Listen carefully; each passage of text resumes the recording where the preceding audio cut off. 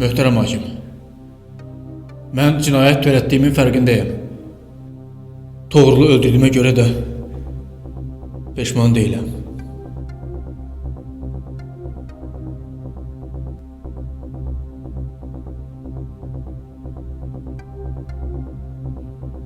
Amma o daha böyük bir cinayət törədib. Bir qızın həyatını məhv edib.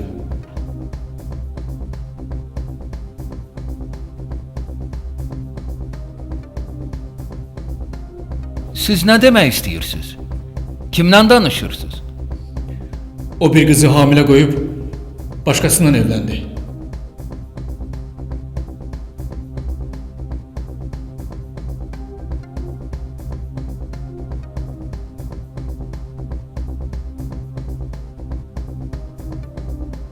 Bu dediklərinizi sübut eləyə bilərsiniz? Bəli, o qız indi də onun uşağını daşıyır. O qız buradadır. Ne burada? Harda?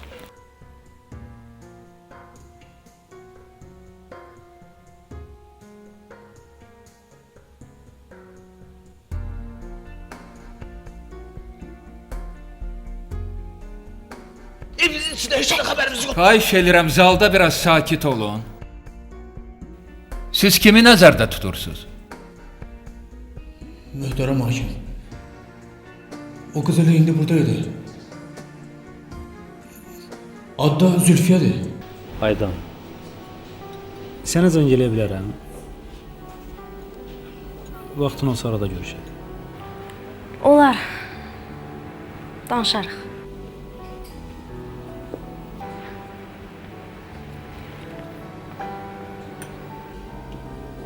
Elnur. Biz nə vaxtsa görüşmüşük.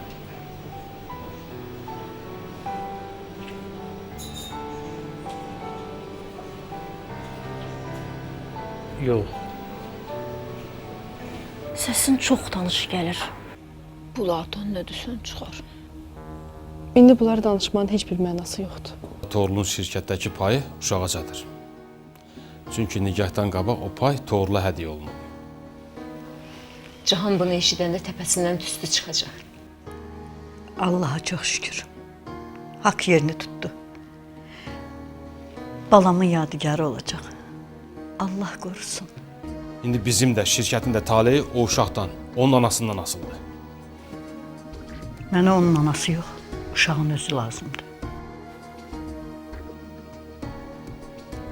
Cahan bilsə ki, Toğrulun uşağı var və Toğrulun şirkətdəki payı uşağa qaytarılacaq. Boş dayanmayacaq. Çalışacaq uşağı da anasını da aradan götürsün. Ona görə də biz Cahandan əvvəl tapmalıyıq uşağı da, anasını da. Ne inirsən elə o uşağı tap. Anasından al. Nə bilirsən ki, uşaq doğulub? Cavid dedi ki, hamilədir. Ne olsun? Hamilədirsə qızı gətirib saxlayarıq evdə. Uşaq olandan sonra uşağı götürərik. Öz də hara istəyir çıxsın getsin. Bu nə deməkdir? Uşağı anasından ayıracaqsan? Mənə küçə qadını lazım deyil. Uşağımı versin, hara gedir getsin. Aygünü Kərimə almaq istədiyin də yalandır. Mənə bax aslan. Diqqətlə qulaq as. Nə qədər mən sağam, bu iş heç vaxt olmayacaq. Aygündən uzaq dur. Elə eləmə. Hər şeyi açıb Aygünə danışım. Sən Aygünə heç nə deməyəcəksən. Gülya boşanmamaq üçün ağzına gələni danışır. Hər yola əl atır. Sənsə öz aləmində güya məni şantaj eləmək istəyirsən.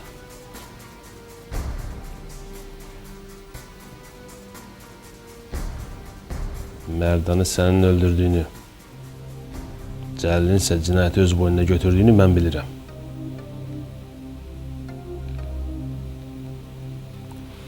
Əgər sən mənim hər hansı istəyimə qarşı çıxsan,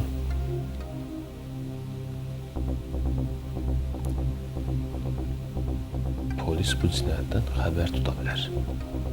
Muradın nişanlısı necəmişdi? Sən onları hardan tanıyırsan? Onları tanımayan var ki. Elnur, əminsən ki o qız onun nişanlısıdır? Hə. Həm də xalası qız. Xalası qızıdır?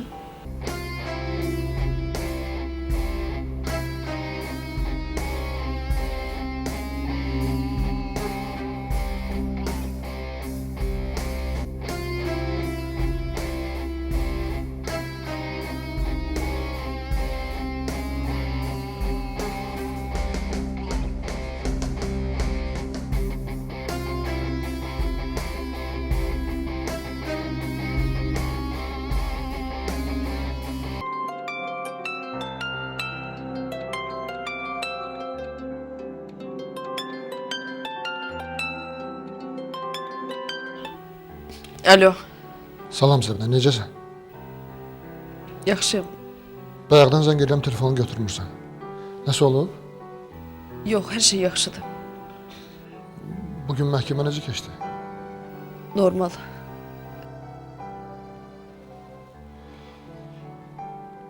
Axşama vaxtın varsa görüşə bilərik. Yox Murad. Biz daha görüşməyəcəyik. Belə yaxşıdır. Bir də mənə zəng eləmə. Hələ o vaxtdan atanla düşmənçiliyi ilə biri vardı. Hər dəqiqə atana mane olmaq istəyirdi. O adam sənə bir şey eləməsin deyə o vaxt atan səni Avropaya göndərdi. Səni qorudu. Təəssüf gözünü qoruya bilmədi. Atanı o adam öldürdü. Əmi, siz kimdən danışırsınız? Kimdi o adam?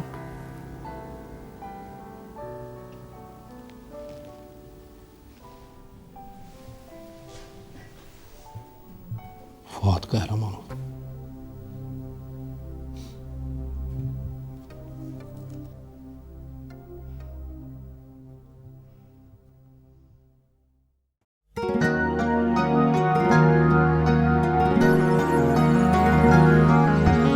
Gizledip sevgimi dinmirəm,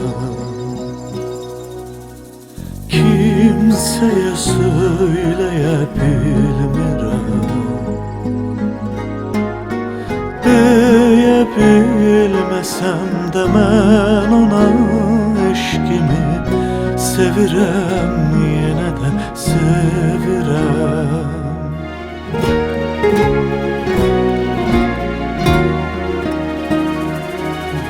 Bazen düşünürəm ki sevmek günah değil ki, istəyirəm bu hasret bitsin, sevdiğimi o da bilsin, istəyirəm bu hasret bitsin, sevdiğimi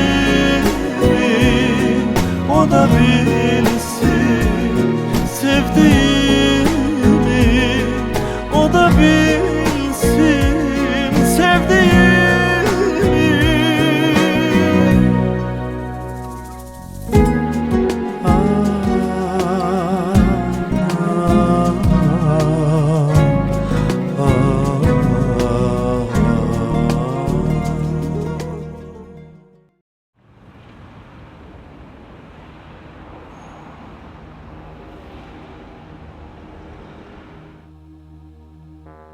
Fuad Qəhrəmanov indi daha da güclənib.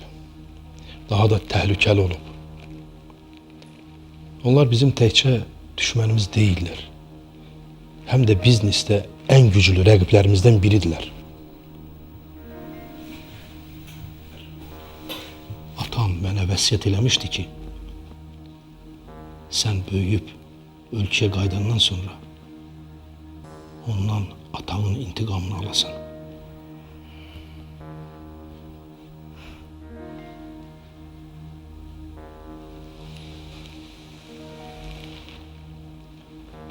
Onun işlərini indi oğlu Murad idarə edir. Bir neçə ay olar ki, xaricdən qayıdıb. Murad tanıyıram. Bir yerdə oxumuşuq.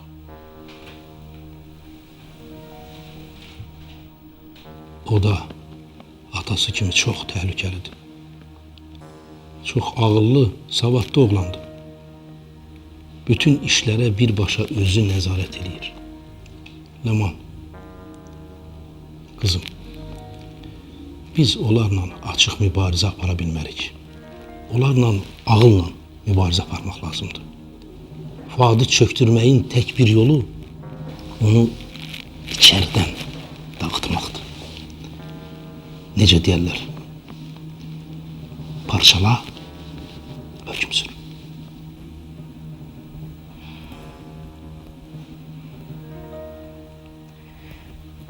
O mənim atamı əlimdən aldı. Mən də onun oğlunun əlindən alacağım.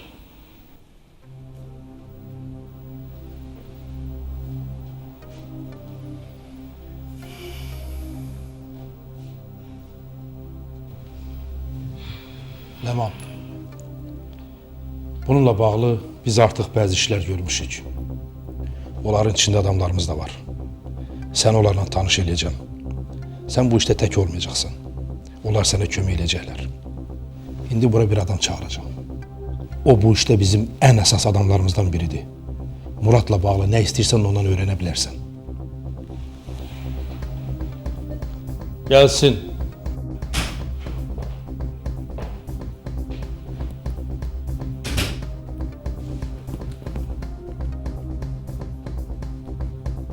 Tanış olun. Murad və Fuad Qəhrəmanovların köməkçisi. Onların ən çox inandıqları adam. Zaur.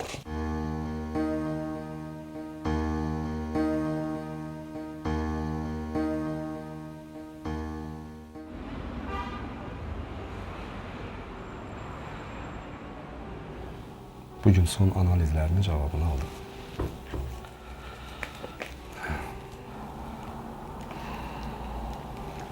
Son vaxtlar keçirdiyim streslə əlaqədar səhhətində bəzi problemlər yaranıb. Bunu mütləq müalicə etməliyik. Yoxsa çox ciddi fəsadlara gətirib çıxaracaq. Xəstəliyim çox ciddidir. Yox, narahat olma. Amma mütləq müalicə olunmalısan. Mən burada bəzi dərmanları yazmışam. Elə bugün onları qəbul elə. Bir də tez-tez müayinədən keçməlisən.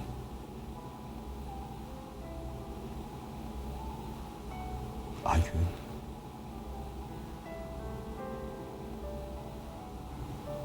Hər şey yaxşıdır.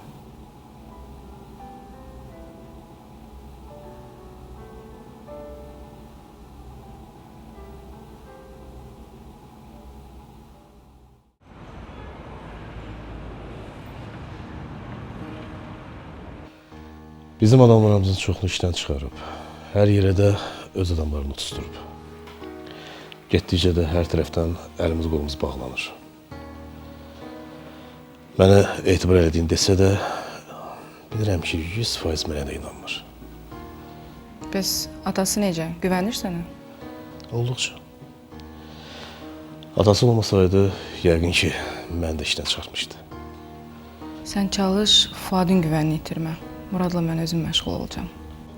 Ləman, qızım sən də çox diqqətli olmalısan. Murad ona niyə yaxınlaşdığını hiss eləməməlidir. Əmi siz narahat olmayın. Mən bir yolunu tapacağım. Onu ələ keçirmək asan olacaq. Zaur, sirri mələ götürməyin vaxtıdır. Qoy Fuadın biraz başı ağrısın. Baş üstə. O nə sirdir elə? Bəzi işlərlə biz özümüz məşğul olacağıq. Sən Muradla maraqlan. Yaxşı. Tahir müəllim, icazə versəydin mən gedərdim. Əgər Ləman xanımın bir tapşırığı yoxdursa, gedə bilərsən. Yox, hələ ki elə bir sözüm yoxdur. Gedə bilərsiniz. Sağ ol. Sağ ol.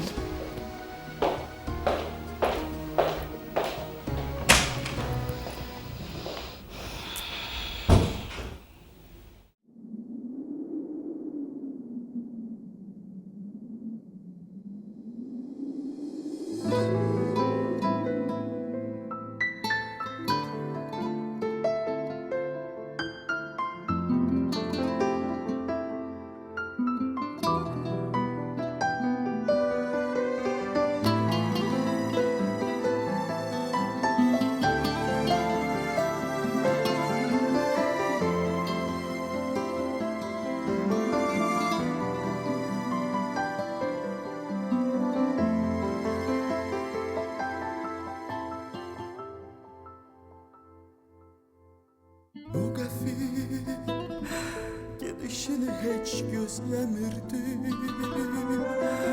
Saf eşqin dəyərini heyif bilmədim. Sevgimi əvəzində mən nələr gördüm. Xəyanət, yalan, gözyaşı bir dözülür. Ben insanları anlamaktan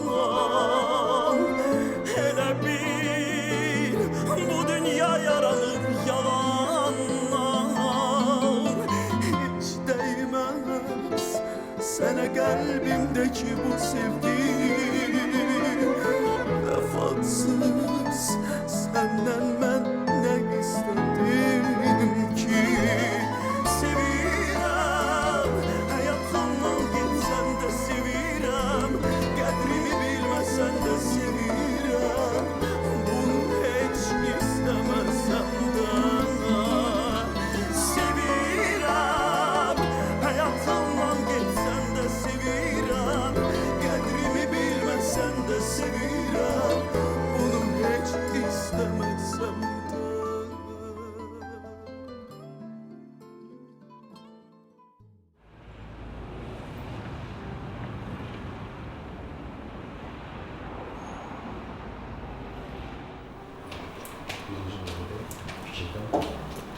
Əsəblərinizi bulun. Yaxşı? Gedirsiz doktor? Bəli, çıxıram. 5-ci palatadakı xəstəni diqqətdə saxlayın. Əgər vəziyyət dəyişsə, mənə mütləq xəbər verin. Oldu, narahat olmayın. Buyurun.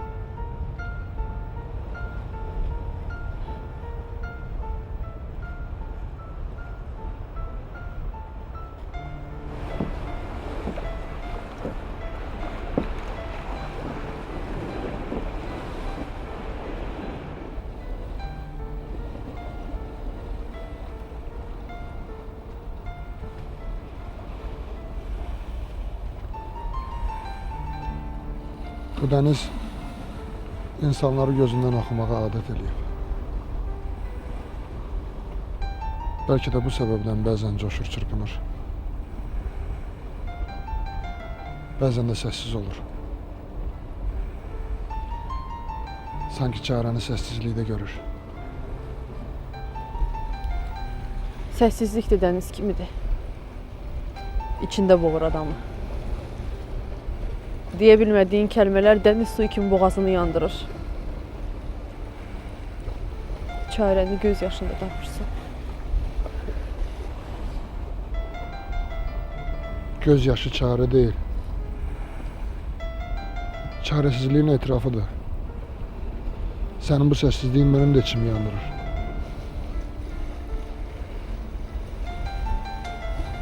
Səssizliyimin səbəbi sənsən Murad. Niyə Murad? Niyə belə elədin? Axı mən sənə güvənmişdim. Həyatda hamıdan, hər şeydən çox güvənmişdim sənə. Hər şey o qədər gözəl idi. Mən o qədər xoşbəxt idim. Amma sən bütün xoşbəxtliyimi əlimdən aldın. Yəni səni üzən mənəm?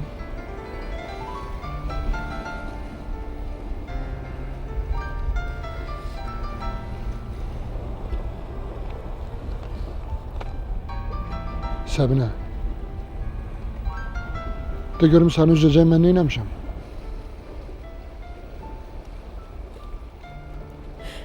Get Murad. Get buradan, daha səni eşitmək istəmirəm. Sən mənim bütün arzularımı qırdın. Xəyallarımı puç elədin. Səbinə bir sakit ol. Denən görüm mən səni neynəmişəm?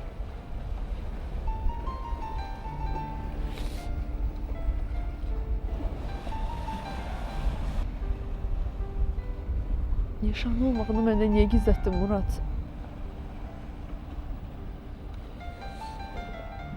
Bunu kim deyir? Artıq bunun heç bir mənası yoxdur. Mən daha səni eşitmək istəmirəm. Get buradan, məni tək burax.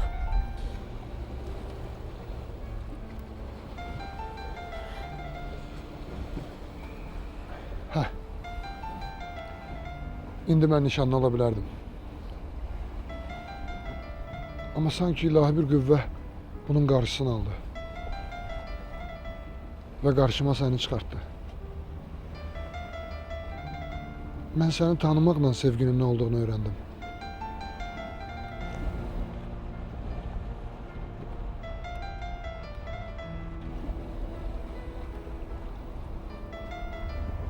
Mən səninlə sevdim.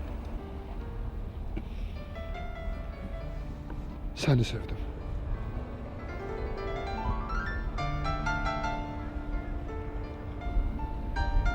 Hər şeyi danışacağım sənə.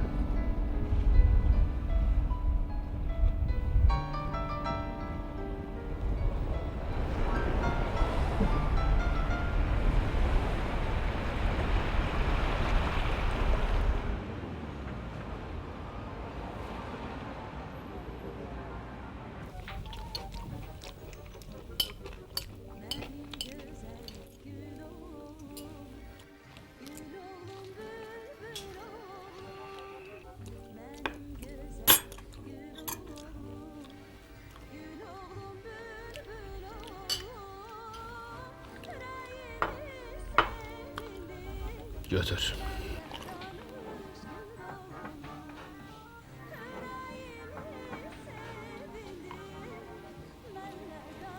Dedim axı içmə. Götür iç. Necə içimi? Mən heç vaxt araq içməmişim axı. Dedim ki götür. Götür iç. Kişi arak içeri. Kişi ol da biraz. Götür. Sen aslanın oğlusan kişi oğlusan kişi.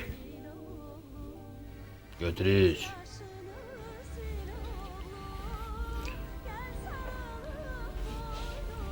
Götür.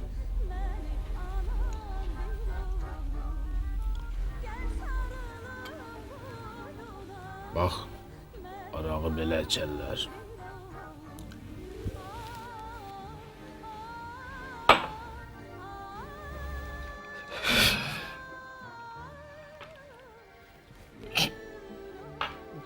Araq içdin, gərək yeyəsən. Ye.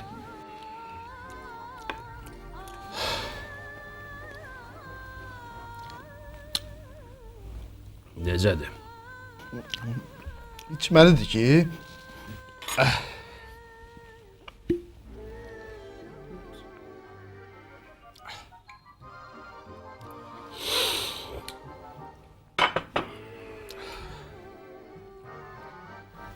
Oğlum, mənim bu həyatda səndən başqa heç kim yoxdur.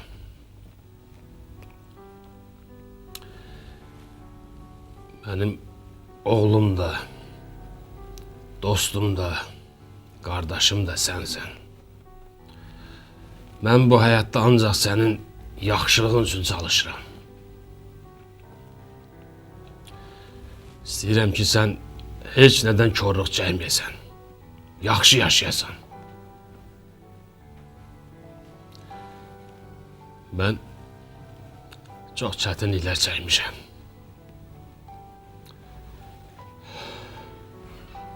İstəmirəm ki, sən də mənim çəkdiyim çətinlikləri çəkəsən. Nə atam, nə də qardaşım mənim üçün heç nə eləməyiblər. Nə qazanmışamsa hamısını özüm qazanmışam.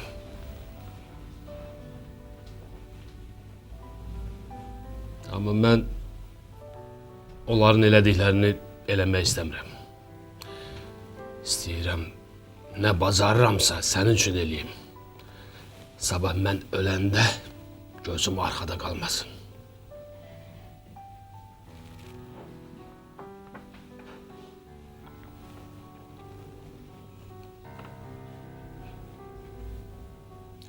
Düzdür, sən hələ belə şeyləri başa düşməzsən. Nə vaxt özün ata olarsan, onda bilərsən övlad nə deməkdir. Götür.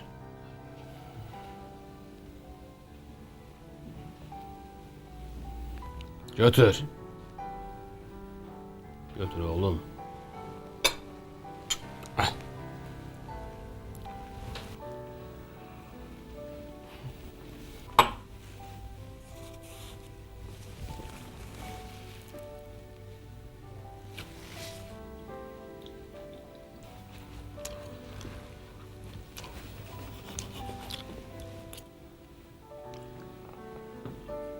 Ata.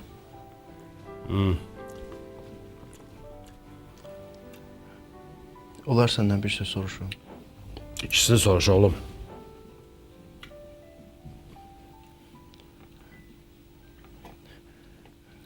Məni sən zəhərləmişdin.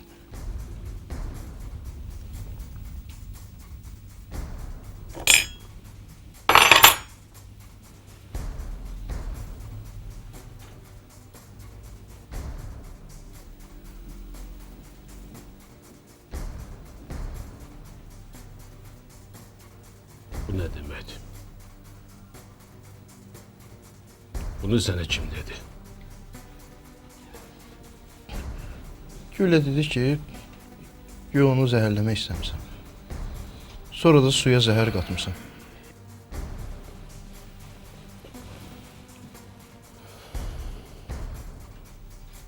Oğlum, Gülə senden boşanmamaq üçün çok şey deyə bilər.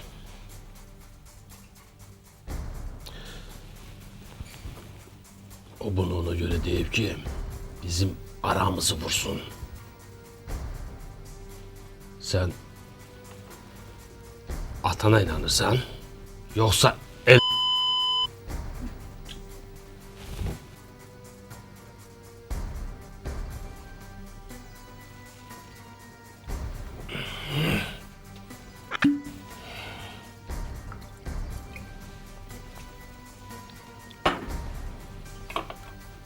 Ben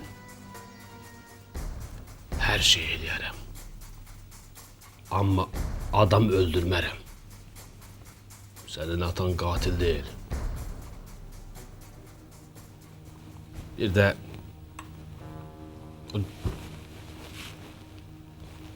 Gülə meselesini bir dəfəlik unut. Senin gələcəyinlə bağlı mənim daha yaxşı fikirlərim var. Nə fikirlərim? Yenə nə fikirləşmirsən?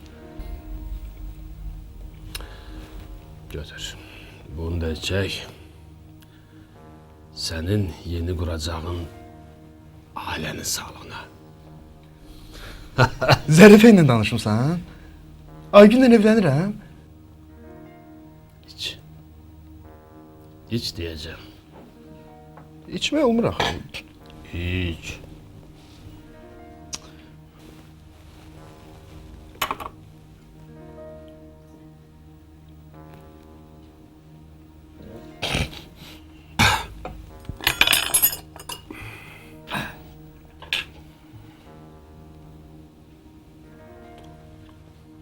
Daha Aygün bizə lazım deyil.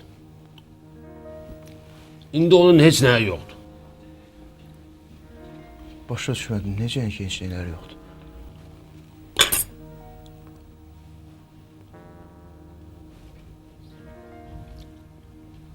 Bütün mal, mülk, dövlət, şirkət, hamısı sənin olacaq.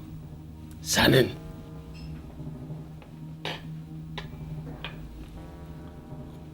Mənim? Mənim niyə?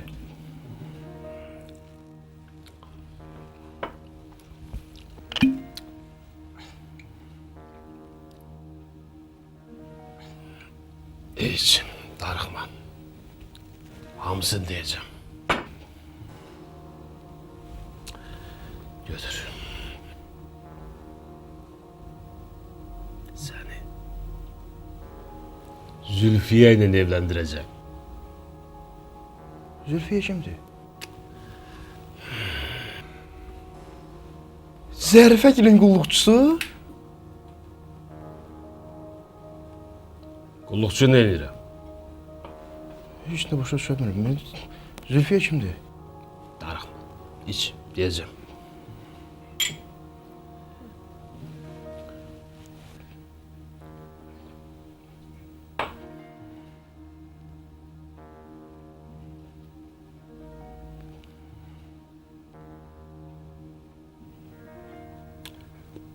Amma ilk əvvəl gərək biz onu tapaq. Heç nə başa düşmədim. Kimi tapaq? Zülfiyə kimdir? Süz. Araq süzü.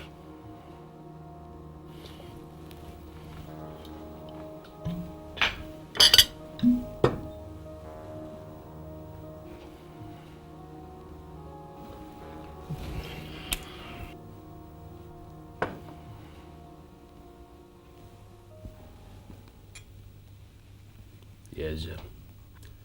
Hamısın diyeceğim.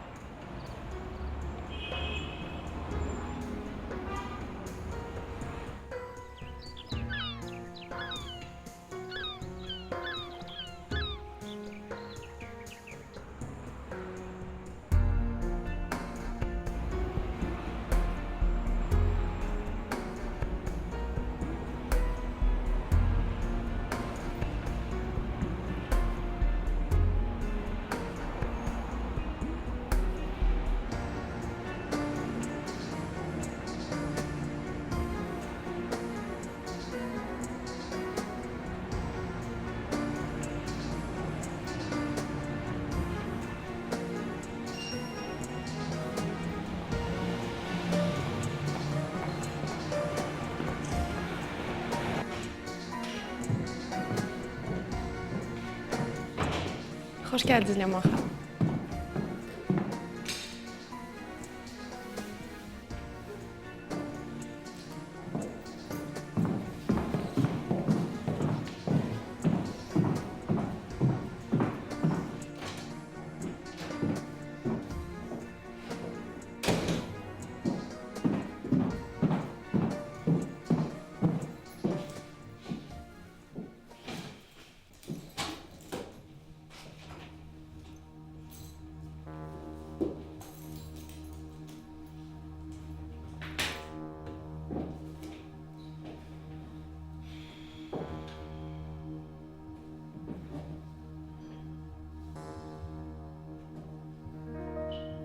Yanıma gel.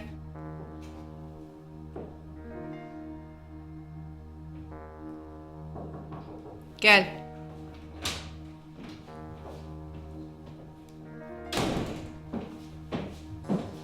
Buyurun Ləman xanım. Dünən tapşırdığım layihə hazırdır. Bəli Ləman xanım, hazırdır. Gətir. Oldu, bu dəqiqə gətirirəm.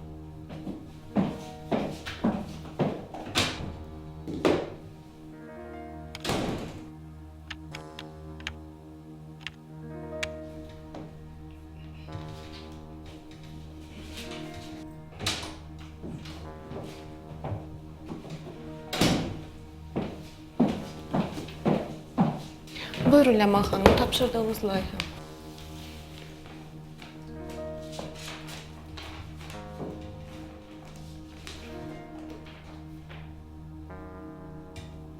Gedə bilərsiniz, çox sağ olun.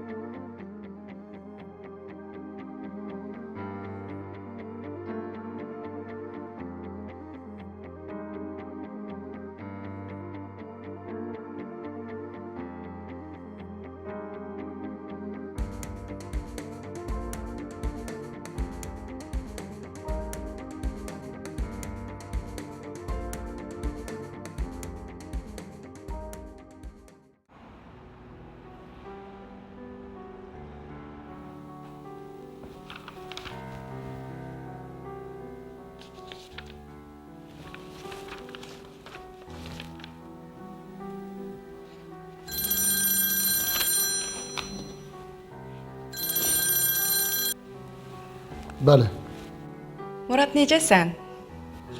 çox sağ olun. Tanımadın? Ləmandır da, tələbə yoldaşın. Ləman? Əlbəttə tanıdım. Deyəsən Bakıdasan. Hə, gəlmişəm, Bakıdayam. Xoş gəlmisən. Səsini eşitdim, çox sevindim. Çox sağ ol, təşəkkür edirəm. Murad, bilirsən, Bakıdan çoxdan çıxmışam. Bakıda demək olar ki, səndən başqa heç kəsi tanımıram. Ona görə zəng vurdum. Narahat eləmirəm ki. Yox, xoşdur. Nə lazım olsa hazıram. Deyirdim, həm səni görərəm, həm Bakıda bir yerdə gəzərik. Etirazın yoxdur? Əlbəttə, nə zaman istəsən. Əgər işin yoxdursa, axşam görüşə bilərik? Axşam? Vaxtın yoxdursa problem deyil. Başqa vaxta qalsın. Yox, elə bir işim yoxdur. Görüşərik. Oldu. Onda mən sənə zəng edib harda görüşəcəyimizi deyəcəm. Yaxşı. Oldu hələlik.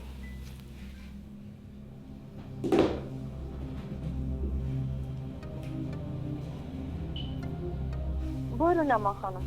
Axşama şəhərin ən gözəl restoranların birində 2 nəfərlik yer sifariş eləyin. Baş üstə.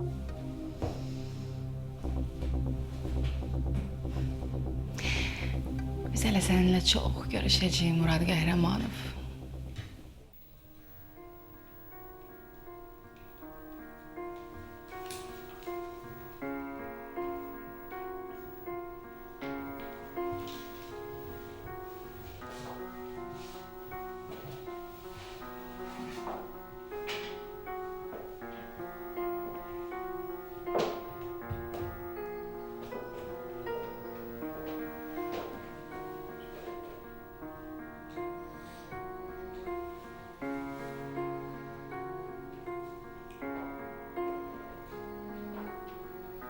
Səbinə salam. Necəsən? Salam Murad, sağ ol. Sən necəsən? Çox sağ ol. Səbinə, axşamki görüşü təxirə sala bilərik. Mənim biraz işim çıxıb. Hə, əlbəttə olar. İşin varsa sonra görüşərik. Aha, Oldu. yaxşı.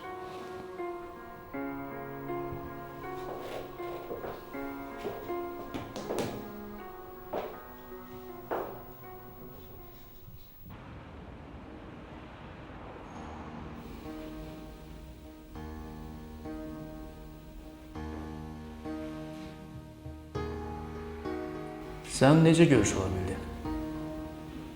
Məhkəmə dünən olub. Sən hələ məni yaxşı tanımırsan. Aslanın açmadığı qapı yoxdur. İndi nə istəyirsən? Biz səninlə nə danışmışdıq? Sən mənə nə söz vermişdin? Mən sənə heç nə söz verməmişdim. Mən hər şeyi danışmışdım. Səni elə oradan buraxacaqdılar. Lazım deyil. İstəmirəm.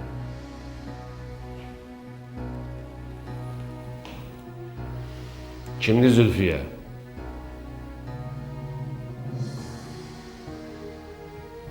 Zülfiyə nə edirsən? Ondan uzaq dur.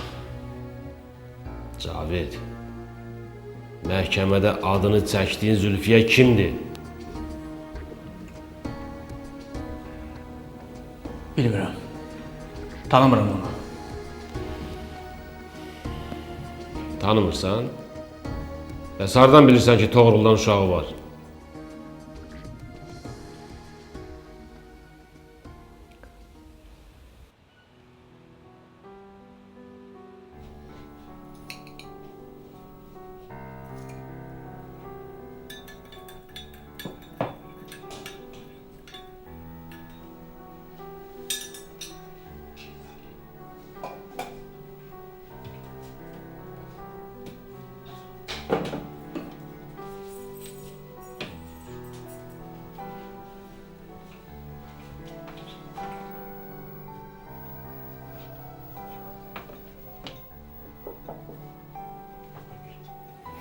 Gəl Zülfiyə. Kofenizi gətirmişdim Aygün xanım. Gəl. Başım yaman ağrıyır. Dedim bəlkə kofe içsəm keçə. Axır vaxtlar özümü yaman pis hiss eləyirəm. Halım heç yaxşı deyil. Xəstəxanadan təzə çıxmısınız. Gərək biraz dincələsiz. Nə qədər uzanmaq olar? Evdə oturmadan ürəyim sıxılır. Bir sözünüz yoxdursa mən gedə bilərəm. Otur biraz söhbət eləyək. Başımız özümüzə elə qarışdı ki, heç sənlə maraqlana bilmədik. Biraz özündən danış. Ailən var, atan, anan. Yox. Heç kimim yoxdur.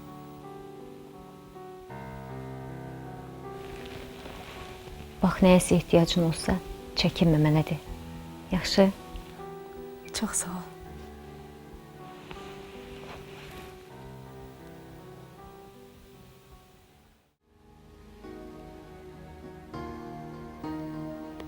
Cavid, bilirsən ki, mənim əlim hər yerə çatır. Əgər mənə kömək eləməsən, içəridə sənin üçün heç də yaxşı olmayacaq.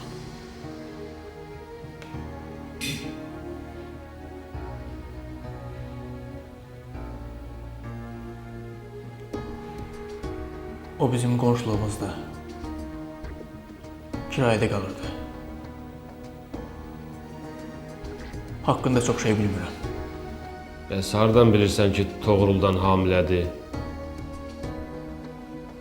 Təsadüfən bilmişdim. Ev ünvanını de. Ünvanını de!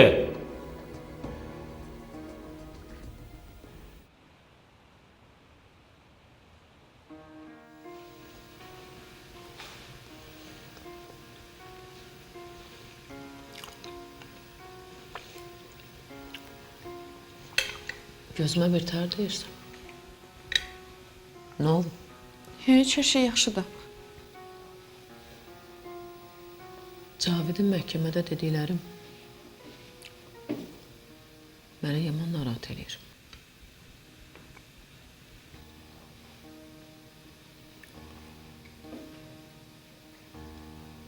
Əgər dediyi kimi Toğrulun uşağı varsa, bizim üçün problem ola bilər. Niyə? Nə ola bilər ki?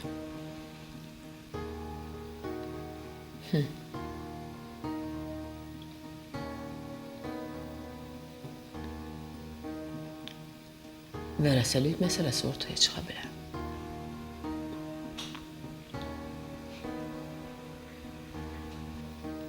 Əgər belə şey olsa,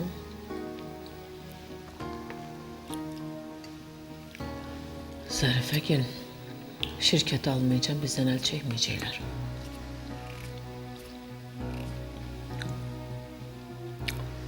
Hər şey hazır olmalıyıq. Neysə. Mən gedim vəkillə də danışım. Görüm nə deyir.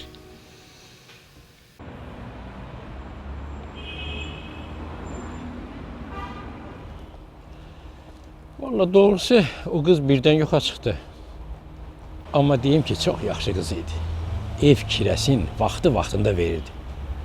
Amma nəsə birdən problemi çıxdı. Evin pulunu verə bilmədi, gecikdirirdi. Bir dəfə getdim gördüm özünü asmaq istəyir. Biraz da geç çatsaydım, yəqin ki özünə qəsd eləyəcəkdi. Çox danladım onu. Yazığım gəldi o qıza. Dedim ay qızım, özünə qəsd eləmək böyük günahdır. Həmən günü anasına bir məktub da yazmışdı. Amma onu yola salmamışdı. Məktub? Hə, məktub. O qız gedəndən sonra mən onu evdə tapdım. İndi o məktub sizdədir. Gərək ki evdə olmalıdır. Tapa bilərsiniz mənə o məktubu. Nə deyim valla? Axtararam da. Bu mənə çox vacibdir. Zəhmət olmasa bir baxın, axtarın. Baxmağına baxaram, ancaq bilmirəm tapa biləcəm yoxsa yox. Nə inirsiniz? Nə zəhmət? Yox, nə zəhmət? Deyirəm bəlkə bir yerdə gedək baxaq. Daha tez taparıq. Yox, evdə qadın uşaq var. Mən özüm tapsam zəhmət olmasa axtarıb taparam. Bilirəm tapacaqsınız. Hə, amma yaxşı yadıma düşdü. Siz onun nəyisiz? O qızı neyinirsiniz? Mən dayısıyam. Yazıq bacım özünü öldürür. Uşaqdan bir xəbər yoxdur. Yaman narahatdır. Yəqin siz də Şamaxıdansınız da. Şamaxıdanam, hə. Deyirəm axı, o qız əvvəl gələndə mənə demişdi siz Şamaxıdan. Ağsaqqal, məktub. Məktub. Hə, mən bu saat gətirim.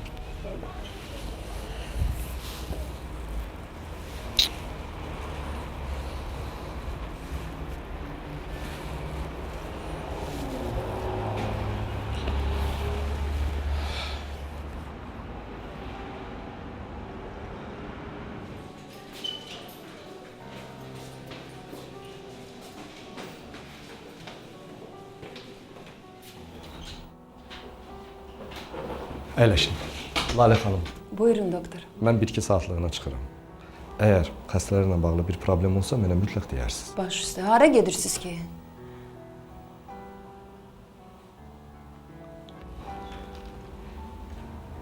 İşim var. Buyurun. Kişi varmış. Güya bilmirəm o nə işdə elə. Yenə o Aygündür nədir, onunla görüşə gedir. Nə oldu bay qız? Aygün kimdir? Doktorun sinif yoldaşı. Diyan. O bizdə yatan o xəstə qızı deyirsən, Aygün.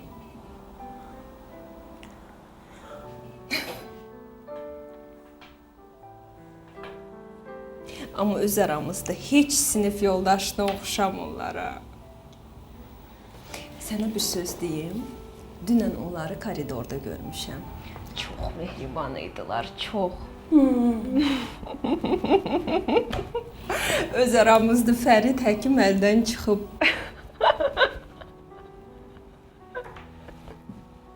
Kamilə. Fərid doktoru mənim əlimdən heç kim ala bilməz.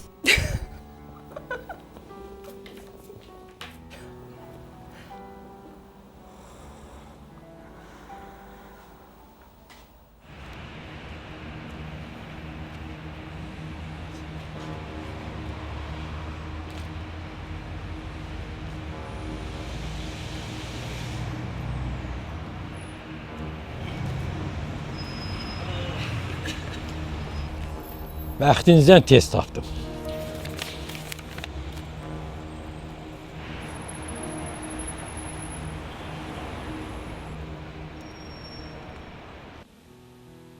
Ana, mən sənin çiçək qızın ola bilmədim.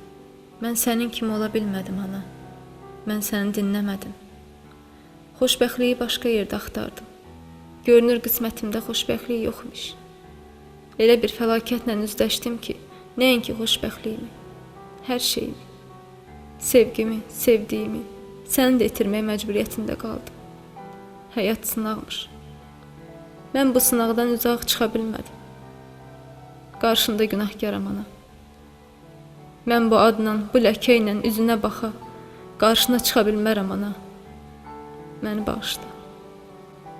Amma günahkar təkcə mən deyiləm. Atamın da günahı az deyil. Əgər o məni özümdən 20 yaş böyüklə zorla evləndirmək istəməsəydi, indi mən də kəndimizdə alnı açıq, üzağ yaşayardım. Məni evdən qaçmağa, bu şəhərə sığınmağa, köməksiz, sahibsiz qalmağa atam vadar elədi. Mən artıq o evə qayıda bilmərəm.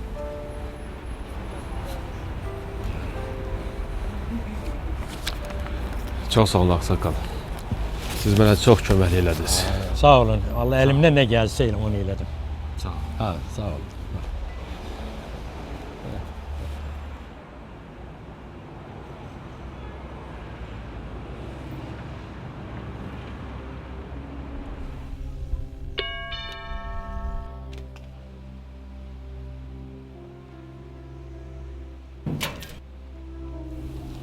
Salam. Salam. Mələk xanıma məktub göndərilib. Verin, mən özüm çatdıraram.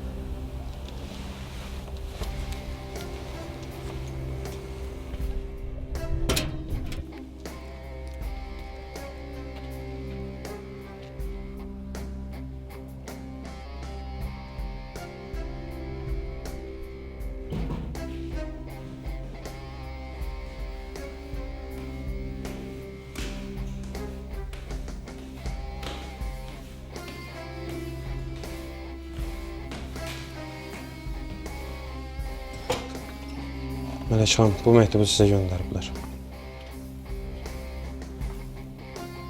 Yaxşı.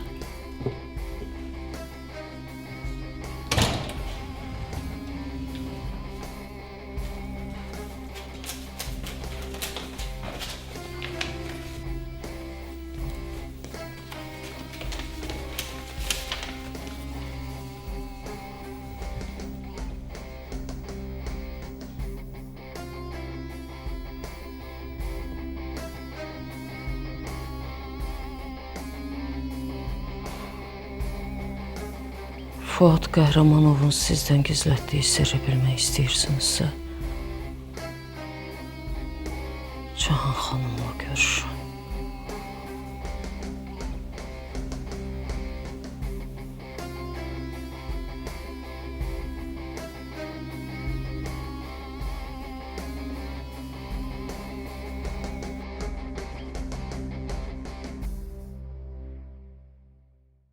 O vaxt deyirdi, Nərin qardaşımdan intiqamını oğlunun əli ilə alır. Mən hər şeyi bilmək istəyirəm. Fuadla aranızda nə var? Sənə demişdim axı. Ona get ərindən soruş. Bu nə deməkdir Mələk? Sən nə cürətlə mənlə belə danışırsan? Əvvəla deyə görüm sən o qadınla niyə görüşmüsən? Səndən neçə dəfə soruşdum. Amma sən hər dəfə sözü yayındırırsan. Mənə cavab vermirsən. Çünki sən hər dəfə məndən olmayan şeylər haqqında danışırsan. Mən də sənə deyirəm ki, mənim heç bir sirrim yoxdur. Bu da yalandır. Yalandır.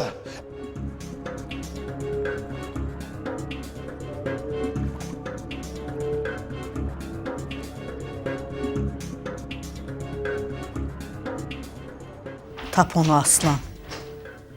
Onda mənim Toğrulumun yadigarı var. Narahat olma.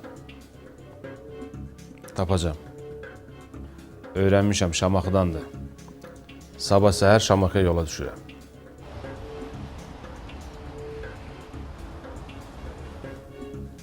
Uşağın anası sənsən.